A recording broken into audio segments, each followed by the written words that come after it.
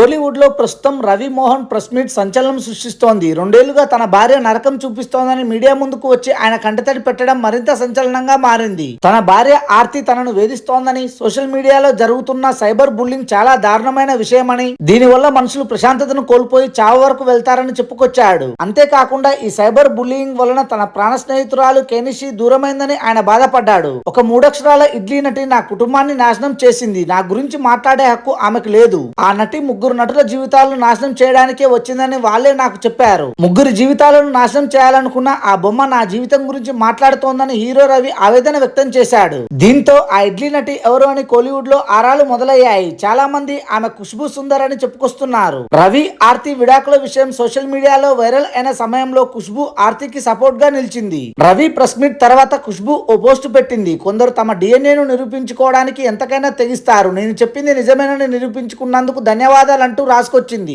దీంతో ఆ ఇడ్లీ నటి ఖుష్బూనే అని కన్ఫర్మ్ అయినట్టే అని నెటిజన్స్ కామెంట్ చేస్తున్నారు. Thanks for watching this video. For more interesting videos please do subscribe.